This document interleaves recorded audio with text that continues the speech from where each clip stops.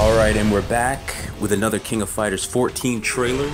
This time I'm going to be talking about what my impressions are for Team Villains.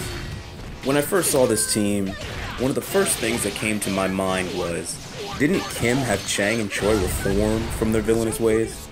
Well, whatever happened, it looks like they're in Southtown jail now. Their Taekwondo uniforms have been replaced by jail garb. My impressions of the stage, well, obviously, it's a suitable stage for a team known as Team Villains, but of course the thing that continues to nag me is, how did Chang and Choi end up in jail?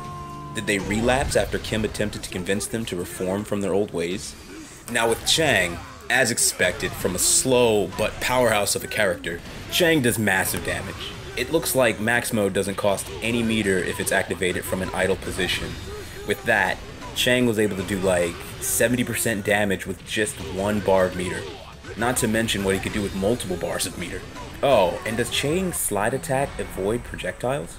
By contrast, Choi seems to be a highly mobile, fast-paced rushdown character. I kinda like how Choi has his jail shirt tied across his waist. It gives him a little style. It looks like he can cross up his opponent by diving on the other side of them.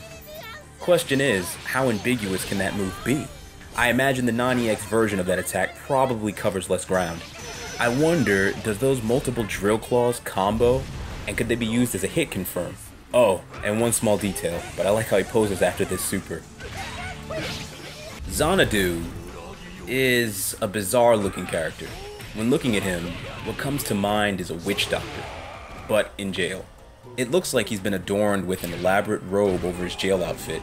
He has multiple rings, a necklace made of barbed wire, face paint, and a long braided beard with a pendulum-like ornament hanging from it. His jail adornments, along with his idle stance, give me the impression that he has a high status in jail. I mean, is that his chair in the background? However, his attacks seem to involve him yelling, throwing tantrums, and treating the opponent like a baby.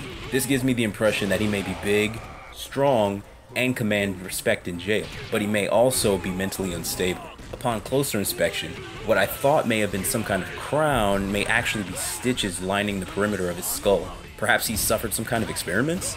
Interestingly, Xanadu's screaming attack seems to interrupt Gang Il's armor attack. Previously, we've seen this armor attack from Gang Il absorb damage undisturbed. Was Gang Il interrupted because the armor wears off after he begins to slide towards the opponent to deliver the attack? Or does Xanadu's scream have special properties of its own? My final thoughts on this team, well, they're not really my kind of characters. I don't imagine I'll be putting much time towards them when the game drops, but I am interested in some of the properties of Xanadu's moves. Aside from that, another DLC idea I have would be a smarter, more conventionally attractive version of Chang not seen since the King of Fighters 2000 as a striker. Smart Chang DLC for Chang.